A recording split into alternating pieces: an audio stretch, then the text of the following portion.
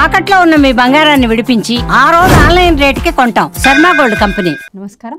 మనందరికీ కూడా సంకష్టహర చతుర్థి అనేటువంటి దాన్ని చేసుకుంటూ ఉంటాం. సంకష్ట చతుర్థి అని అంటారు, కాదు, సంకష్టహర చతుర్థి అని దానికి నామం.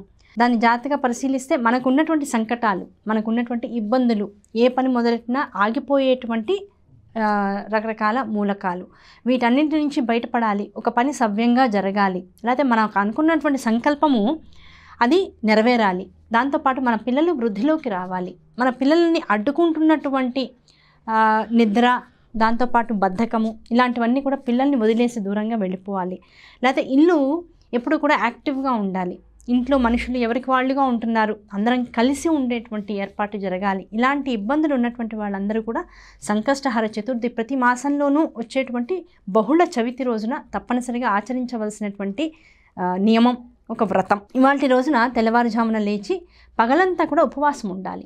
ఏ రోజైతే సంకష్టహర చతుర్థి అనేటువంటి వ్రతాన్ని చేస్తున్నామో ఆ రోజున తప్పనిసరిగా వ్రత నియమాలలో ఒకటి ఏమిటంటే రోజంతా ఉపవసించాలి. సాయంకాలం మళ్ళీ ప్రదోషకాల సమయంలో పెట్టుకునేటువంటి దీపారాధన తర్వాత మొత్తం వ్రతానికి కావాల్సినటువంటి ఏర్పాట్లని ముందుగానే చేసుకుని వ్రతాన్ని మనం వినాయక చవితి ఎలాగైతే చేసుకుంటూ ఉంటామో అటువంటి కథ, అలాంటి కథ కాకపోయినా మనకి సంకష్టహర చతుర్థి సంబంధమైనటువంటి కథ ఉంటుంది.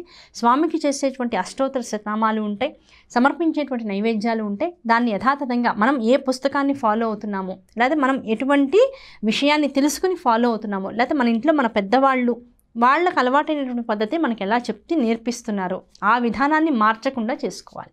ఆ చేసుకునేటువంటి విధానంలో తెల్లవారుజామున తొందరగా లేవడం, ఇంట్లో శుచి శుభ్రత అనేటువంటి విధానాలు పాటించి ఇంటిని శుభ్రంగా ఉంచుకోవడం, ఆ తర్వాత పొద్దున పూట తలస్నానం చేయడం, తలస్నానం చేసిన తర్వాత స్వామి ముందు వీలైనంత వరకు సంకష్టహర చతుర్థి రోజున మనందరం కూడా పొద్దున పూట స్వామికి నివేదించేటువంటి, స్వామికి పూజ మొదలెట్టేటప్పుడు మనం దీపారాధన వెలిగిస్తూ ఉంటాం.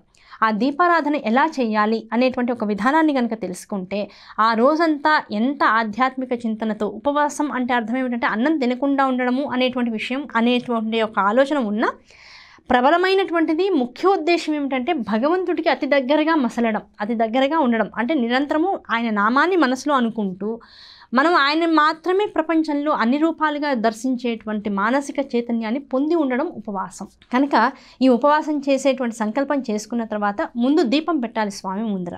ఎటువంటి దీపం పెట్టాలి? ముందు మన చేతులతో, ఎవరైతే ఈ వ్రతాన్ని చేసుకోవాలని కోరిక మనసులో ఉన్నారో వాళ్ళ చేతులతో ఒక గుప్పెడు బియ్యాన్ని స్వామి ముందు పోసి, ఆ గుప్పెడు బియ్యంలో ఏం కలపకల్లా యథాతథంగా బియ్యాన్ని పోసి, ఆ బియ్యం పైన మనం తయారు చేసుకోవాల్సినటువంటి పిండి ఎలా తయారు చేసుకోవాలి అంటే ఒక చెంచాడు బియ్య పిండి, ఒక చెంచాడు గోధుమ పిండి, దాంతోపాటుగా ఒక చెంచాడు రాగి పిండి, ఈ మూడు పిండిని కనుక కలిపినట్లయితే ఆ మూడింటితో పాటు వేయవలసింది ఏంటంటే బాగా మెత్తగా నూరుకున్నటువంటి బెల్లం, ఆ బెల్లంతో పాటు సుగంధ పరిమళాన్ని ఇవ్వగలిగినటువంటి ఏలక్కాయ పొడి, దాంతోపాటుగా పచ్చకర్పూరం అంటాం, ఆ పచ్చకర్పూరాన్ని కూడా బాగా మెత్తగా చేసి పిండిలో వేసేసి ఈ మూడింటిని ముందు ఆ బెల్లం తడితో ఎంతవైతే తడుస్తుందో అంతవరకు తడుపుకొని పైన కాస్త పాలని చిమ్మరించుకుంటూ, పచ్చిపాలు కావచ్చు, కాచుకున్న పాలు కావచ్చు, మనం వాడకుండా కేవలం స్వామి కోసం వాడుతున్నాం కనుక ఒక ముందరే మనం వాడేటువంటి పాలలో కొన్ని తీసి పక్కన పెట్టుకుని సంకష్ట చతుర్థి పొద్దున్నే అన్నీ కాచకుండా ఆ కాసిన పాలు చిలకరించుకుంటూ ఈ పిండిని కనుక తడుపుకుని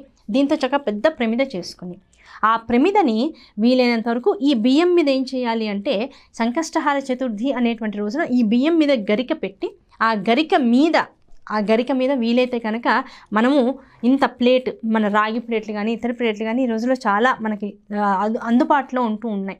అందుబాటులో ఉన్నటువంటి ఏదైనా ఒక లోహంతో చేసినటువంటి ప్లేట్ని దాని మీద పెట్టి దానిలో మళ్ళీ ఇంకో గుప్పెడు బియ్యం పోసి ఆ బియ్యం మీద ఈ పిండి దీపం ఏదైతే ఉందో ఆ దీపాన్ని చక్కగా అమర్చి అందులో కుంభవత్తితో చేసినటువంటి వత్తి, కుంభవత్తి అంటే మనం పువ్వొత్తి అంటూ ఉంటాం, ఆ పువ్వొత్తిని అందులో పెట్టి నిండా నెయ్యి పోసి ఆ నేతితో కూడుకున్నటువంటి ఆ కుంభవతిని దీపారాధన చేసి దాదాపుగా 5 చోట్ల చక్కగా పసుపు కుంకాలతో ఆ పిండి దీపాన్ని అంతా కూడా అలంకారం చేసి ఆ పిండి దీపానికి మళ్ళీ మన బెల్లం ముక్కని నైవేద్యంగా పెట్టి స్వామి, నేను సంకష్టహర చతుర్థి వ్రతాన్ని పడుతున్నాను నీకోసం, నా ఇంట్లో ఉన్నటువంటి సమస్యల్ని తొలగించుకోవడం కోసం ఈ విధానాన్ని ఏర్పాటు చేసుకున్నాను.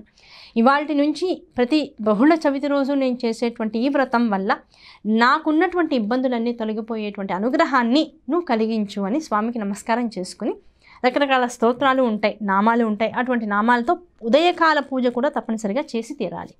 చేసి ఆ ఉదయకాల పూజలో పెట్టవలసినటువంటి నైవేద్యం కాచి చల్లార్చినటువంటి బెల్లం వేసినటువంటి పాలు స్వామికి నైవేద్యం పెట్టాలి.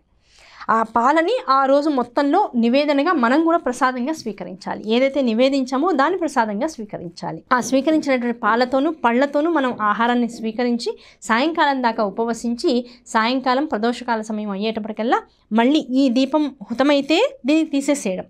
ఏం చేయాలని పిండి దీపాన్ని అని అందరికీ సందేహం వస్తూ ఉంటుంది. ఈ పిండి దీపాన్ని వీలైనంత వరకు నీళ్ళల్లో కలిపేసేసి తీసేసేయచ్చు, ఇబ్బంది ఏమీ లేదు. నేతితో బాగా కాలి ఉన్నది కనుక నెమ్మదిగా కాలుస్తూ ఉన్నాం కనుక ఈ దీపాన్ని మనం ఎలాగైతే శ్రావణ మంగళవారం నోవులు, శ్రావణ శుక్రవారం నోవులు నోచుకున్నప్పుడు ఏ పద్ధతిలో అయితే ఆ దీపాలను కూడా తినేటువంటి ఆచారం ఒకటి ఉందో, ఈ సంకష్టహార చతుర్థి రోజున వెలిగించినటువంటి ఈ పిండి దీపాన్ని కూడా సాయంకాలం ప్రసాదంగా పక్కన పెట్టుకుని కడిగేయకుండా పక్కన పెట్టుకుని ప్రసాదంతో పాటుగా ఆ రోజు చేసేటువంటి ప్రసాదాల్లో ఉండ్రాళ్ళు ఉంటాయి.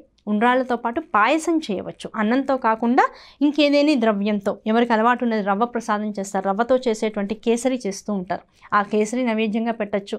అన్నం వండి రకరకాల పదార్థాలతో మహానైవేద్యం పెట్టేటువంటి ఆచారం కొన్ని చోట్ల ఉంది. ఆ ఉండ్రాళ్ళను నైవేద్యంగా పెట్టి ఆ ఉండ్రాళ్ళని ఆ రోజు వాళ్ళు ఆహారంగా స్వీకరించేటువంటి నియమము ఉంది. కేవలం పళ్ళని, చెరుకు ముక్కల్ని, చెరుకు రసాన్ని మాత్రమే స్వామికి నివేదించేటువంటి ఆచారం కొంతమంది అవలంబిస్తూ ఉంటారు.